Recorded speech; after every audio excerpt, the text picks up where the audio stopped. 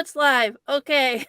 All We were right, having tech wonderful. issues getting the video, and all of a sudden, now I guess it connected. So I was going to hop back out, and now I'm going to hop back in. So this is going to be an interesting start to the video. But welcome, everyone, to Breaking Into Tech. We were having a little bit tech issues, but we had to, I guess, StreamYard figured it out and made the connection, and now we're live. So thanks everyone for tuning in. If you're watching, feel free to put in the comments where you're watching from. And if you have any questions throughout the interview, feel free to put them in the chat and we'll get to as many as we can. So welcome to the show, Allie. I'm so excited to have you here. Thank you for having me, Amanda. I'm looking forward to answering your questions. So can you give us a little bit of background about who you are, and just so we can know who you are and a little bit about you? Yes, of course, absolutely. So, my name is Babar Ali. I go by my last name, Ali. If you can pronounce my first name, Babar, absolutely fine. I don't mind if you call me that. And I'm a director of admissions here at Sabio Coding Bootcamp. I have around 7 to 8 years of experience in admissions. And in college, I studied psychology because I really wanted to help people accomplish their educational goals. I had experience in college where I struggled a little bit because university settings are not the easiest, and a counselor of mine really helped me complete and graduate from college. So ever since then, I had a passion to help other people and set them up for success. That's awesome. So it sounds like you've always had this passion to help people, and now you get to help people at Sabio and see their lives change by going through the program. Absolutely, it's a blessing to have a job that you wake up and you look forward to doing it every day. So yeah, I wouldn't do any other job. I love admissions. So you said you're working in admissions, but how did you switch over to working for Sabio and their admissions? Yeah, so I didn't know anybody at Sabio. I know I wanted to work in STEM because it's the future. And I had experience working in medical colleges. Sometimes I did help people get into like IT programs, but never a coding boot camp. I was always intrigued because, 10 years ago, I used to watch commercials on coding boot camps. And I'm like, what is a coding boot camp? And now that I work for one, I know exactly what it is and how life changing it can be for people. But the way I found this job is I actually applied on LinkedIn. I sent a message to Gregorio, who then connected me with Liliana, and here we are today. LinkedIn is such a powerful tool, and I know that Mm-hmm. your students use it to help them find jobs. So that's really cool that you can share your story that you were able to get this job through LinkedIn. Mm-hmm. So, what exactly about Sabio made you reach out on LinkedIn and apply for the job? Yeah, so as I said, I really wanted to work in STEM, and I knew that the future is IT. I personally would do coding, but it's my plan B. I work in admissions because I love it, but coding is my plan B. So it's something I would do myself, and I see a lot of potential in it. So that's what really made me go for a boot camp. And it was also something different because I had experience working for traditional colleges, some other trade programs, but I never really worked in a coding boot camp environment. So I wanted to get this experience under my belt, and that's why I chose Sabio. I feel the same way as you, as like coding is something that I could do, and it's like, oh, if I ever am in a pinch and I really need to switch careers, I could go to Sabio, use the Mhm. vet tech program, and get get my feet under me and start working in a career in coding. And I often, because I really love podcasting and book writing, but sometimes when I'm doing the interviews, I'm like, maybe I should go to Sabio because it sounds like such a great program and such life changing and Mhm. provides such stability that it really is tempting to consider it. And it's nice to have that as a backup plan. Mhm. I agree. Yeah. So 2023. That definitely a good plan B for anybody, yeah, or plan A, of course. yeah, for sure, for sure. So you talked about admissions, but what exactly do you do at Sabio? So when people request information about our program, they either call in and or they schedule an appointment. And these days everything is remote. That's one more thing I like about Sabio is that I'm able to work remote. and allows me to have a good work and life balance. I never thought I'd work remote before, but now here I am, really happy about it. Um, but yeah, I would say that it's a great opportunity for anyone. It's one of those situations where you come in the program with no experience and you graduate as a software engineer. So yeah. So you help answer their questions and help them to know if the program is right for them? Yeah, I give information to students. I also get to know their stories of, what changes they're trying to make in their life. These days, a lot of people are wanting to work remote. A lot of people are wanting to make more money, and they see coding on a rocket ship of growth. Because I mean, in the last 5 or 10 years, I think we've seen such a boom in tech, especially after the pandemic. Now, so many more people working in different industries want to work in coding now. So yeah, I help them get in the program, and that's about it. Yeah. Yeah, and then I know that you sit on interviews and you cheer on students after they graduate, so it's not just you get them in and then it's a relationship where you continue to stay connected with students as they go through the program and just cheer them on as you see their lives change. Yes, absolutely. I agree. Yeah. So, what's your favorite part of your job at Sabio? I would say it's the conversations I have, and the conversations I have with students gives me energy to have another conversation.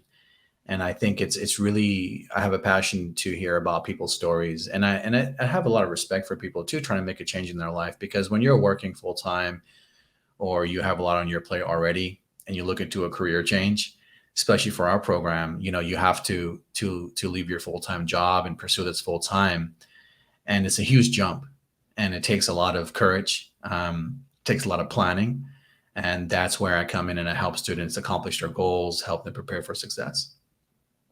Yeah, because it does take a big leap of faith because, like you said, you can't keep your job. You have to quit your job and then you have to commit to this program that is really intense and then you see the rewards at the end of it, but it does take a lot of courage. I like that you mentioned courage.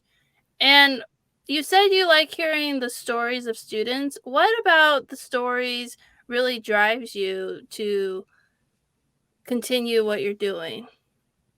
That's a great question, Amanda. Yeah, in college, so I understand that, when people are graduating from high school, a lot of students don't have the proper guidance or instructions um, to make them successful, right? And I realized that in college when I basically had fell into academic probation because it was really challenging. And so, to my surprise, a couple of my roommates did too. And a lot of people do struggle in college; they just don't talk about it. And so I realized that a program like this, which can be life changing for people, needs a lot of planning. So, other than giving information, I also tell students, hey, read a couple of articles on our website, practice our free courses in preparation for the start date, because the intensity of this program.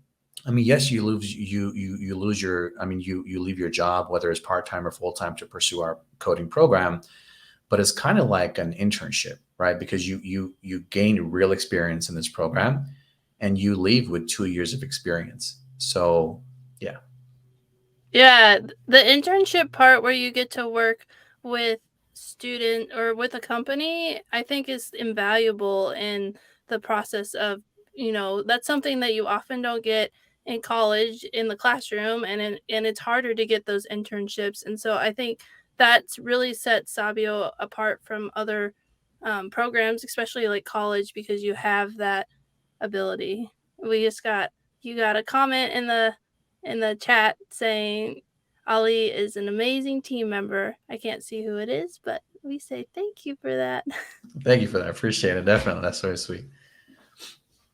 So, what resources does Sabia offer that you think people interested in the software engineering should know about?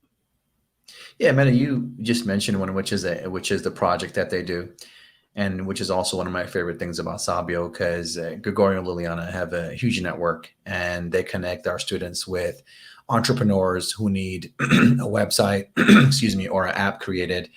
And this counts as real experience. I tell students sometimes that, hey, even sometimes people with a bachelor's degree or associate's degree, master's degree in software engineering, their traditional college is not helping them do these large projects in coding. They usually graduate with smaller projects under their belt.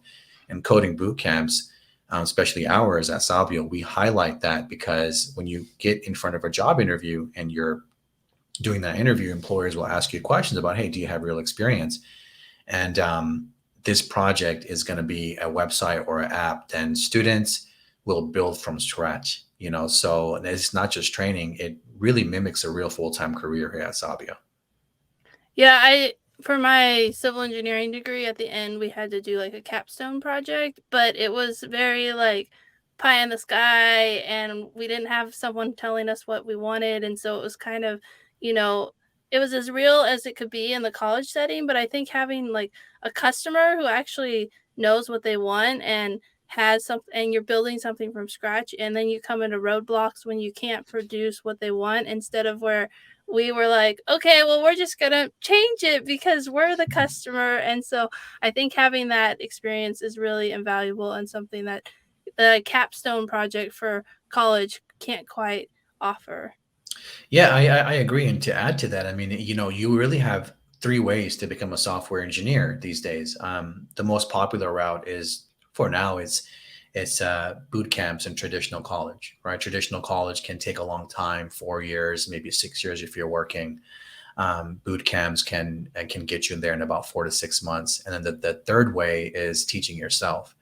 And teaching yourself has its own challenges because yes, someone can be really successful and watching YouTube videos or using multiple resources online to help them become a coder or a software engineer. But then the job interview and getting a career is pretty challenging because the interview process is very challenging. So because you can't, when you teach yourself, you really can't put anything on your resume. So if you have a connection out there, maybe your family or a friend member, okay, they might get you an interview. But a coding boot camp kind of works like a community and gets your back and puts you in front of job interviews. And plus Sabio, like we do practice interviews with you, so you know exactly what to say, how to apply for jobs, send in proper cover letters, basically how to kind of sell yourself to get your job. Yeah, and then it works because you're able to get students from graduates to working in different sectors because they have that support. Because I think when you go into the job market without that, like, how do you do a resume? How do you do an interview? How do you do a tech interview? How's that Mhm. different than a traditional interview? Like, those are questions. I joined the military when I left the military, so I didn't have to worry about that. But I also didn't know any of those things. Even when I got out of the military, they tried Mhm. to teach us that right at the end. But it's those types of skills that are, I guess, soft skills that people don't really think about. And you learn the like technical skills at school, but then there's all these other things you still need to learn. And Sabio provides that support, which I think is really important. Yeah, when students invest their benefits or time and money into this program, you're actually investing in a community that's going to forever support you. Yeah, I love that it's a community. I mean, as a veteran, hearing community and seeing a community in action, it's really refreshing to see something outside of the military space that is thriving so well and supporting people in such a great way. I agree. So, why is Sabio's boot camp program a great option for students? Besides all the things we mentioned. Yeah, of course. I would say it's the best option for students, especially those that are interested in making a career change and ones that are looking for guidance and mentorship, because the environment that we create at Sabio, and this is why I highly respect Gregorio and Liliana, because they've created this environment because they understand how challenging it is to learn something brand new, especially something brand new like coding, which is really challenging. And coding doesn't involve a lot of independent problem solving. But at Sabio, we have this environment where not only do you have instructors, you also have your teammates, which are other classmates you can study with. So, a typical day in a student's life is just independently coding, figuring out problems. When you can't figure something out, you hop on a queue or you ask your teammates questions, and the help is there. I've definitely had students tell me that it's an intense program, Ali, one of the most painful experiences, but I'll never take it back because it's been so life changing for me. But I've never heard students ever tell me that I have not got the help that I needed. That's always there. Yeah. Yeah, I've heard students talk about getting stuck in the queue. I was like, I knew you were gonna say the queue. And then having like a team of people that you can work together with who are all going through the program with you. I think not only does it help you with like the coding aspect, but also like the challenge of the really long days and how hard the program is. But you have your other students, your team members who are going through the program with you, and you can empathize. I think, yeah, and I understand the boot camp of like I did it and I'm glad I did it, but I don't ever want to do it again. That's a common theme of boot camps for the military too. So that's really funny.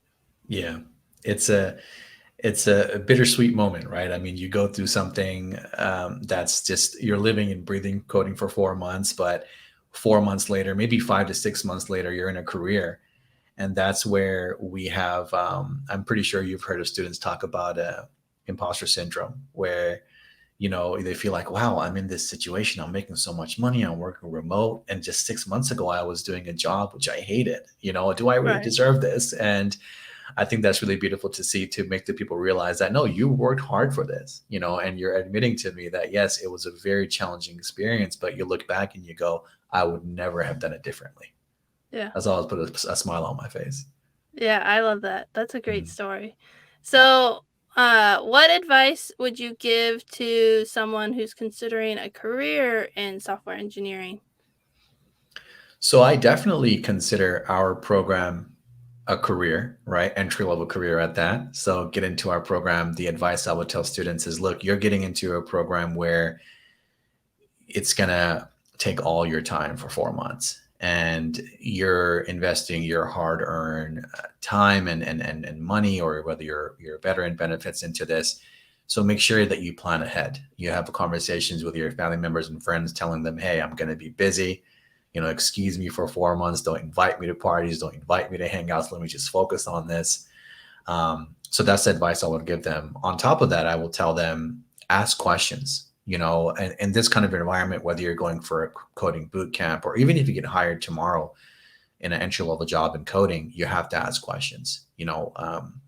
Get out of the shell if you are in one, because in this kind of industry, soft skills are really important. And I understand how that can be, because I'm naturally an introvert. But when it comes to my career, I like to be a social butterfly, and in my personal time, I go back to being an introvert. So I think that's exactly how coders should approach this. As most people who work in IT are a little more introverted, but I tell people, when you come in the program, definitely push on that button, ask questions, because that's the way to be successful in any kind of setting. As long as it's software engineering, you can be the best coder in the world, right? You can solve problems, you can show off your technical skills, but if you're missing soft skills, then you're going to miss some opportunities. So I would say sharpen those soft skills, practice our free courses, read some articles, but definitely, like, from start to finish, get into a mentality of just like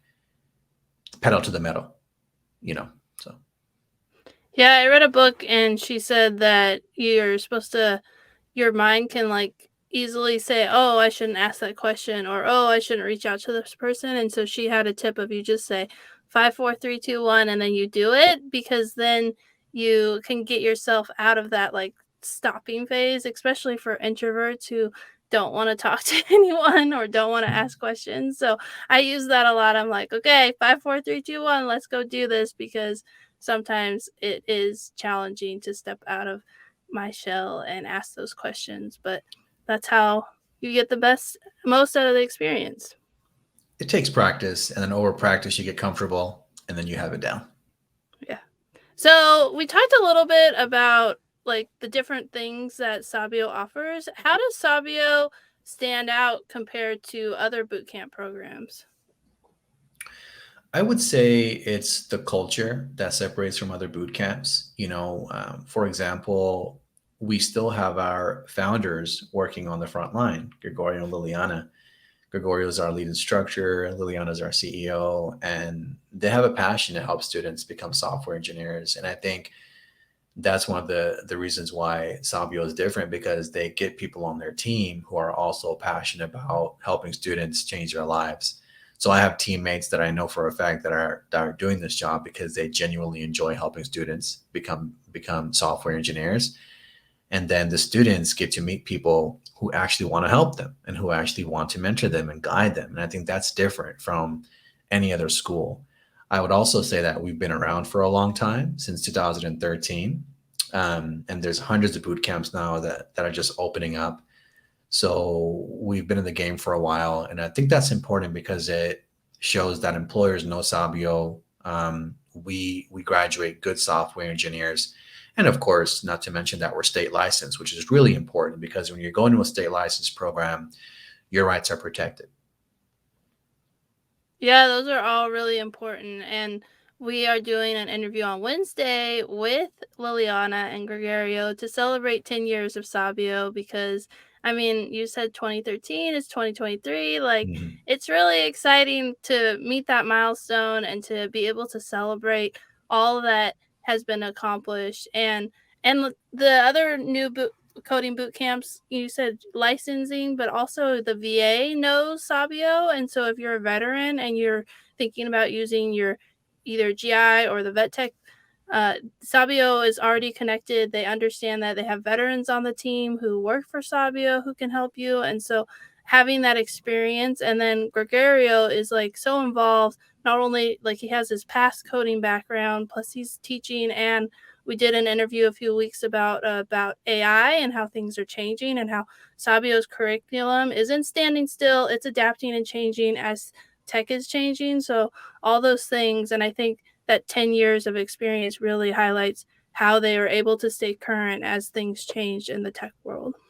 Yeah, talking about AI gets me really excited because I know how much growth there is and how much growth we're going to see. I think AI is something that we should embrace and not fear. A lot of students that called me have asked me the question, "Hey, are AI is AI going to take over coding jobs?" I'm like, no, that's not the situation. If you think about it, AI was invented by coders, so it's made in a way to help coders and help society rather than kind of take it over. Yeah, I think there's so much potential for AI and we just don't understand. It's just like I heard a statistic that every 10 jobs or every one job the internet took away, 10 new jobs have replaced it. And I feel like AI is the same thing. And we can't quite comprehend how that will look in, once AI is mainstream. But it's just like in the 90s, you wouldn't understand like social influencer and all these different careers that have popped up from the internet. I think AI is going to do the same thing. It's going to be a useful tool that coders can use and allow them to do more and find problems quicker and just to be able to be more efficient. But then there'll be more and more codes to write and work to do. So I agree. Yeah, I'm excited to see that in the Yeah, future. it's going to be exciting. Hmm. So my last question is, where do you see yourself in 2 to 5 years? Do you have any big plans? You said maybe your backup plan is going through Sabio, but where do you see yourself in 2 to 5 years? Well, I like to have a good work and life balance, and my wife, she works in the medical field. So we like working and then we like taking our vacations and having a good time too, because we're young right now, just trying to take advantage of that good work and life balance. But in 2 years or 5 years, 2 to 5 years, I see myself in admissions because, like I was saying before, I've thought about it before, and I'm like, is there any other career that I genuinely wouldn't want to do that puts a smile on my face? And I can't think of it yet. Maybe, like you said, maybe coding, right? Because I like problem solving. I enjoy video games, so I know that's in me to be a coder one day.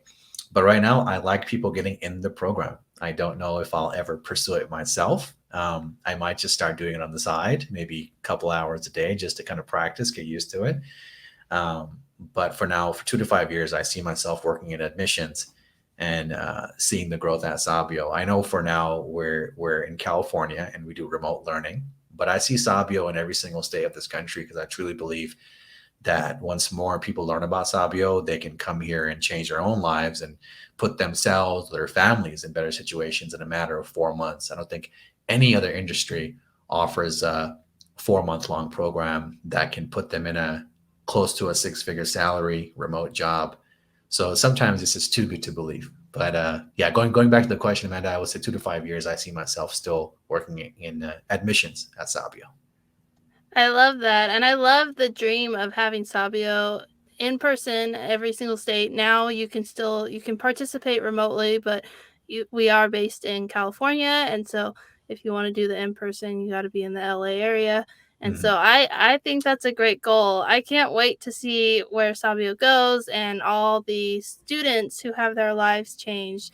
I love getting to do interviews with students and hear about how this 4 month program changed their life. So thank you for what you do, and thank you so much for your time. I really appreciate it. I mean, I really enjoy this, and thanks once again for having me.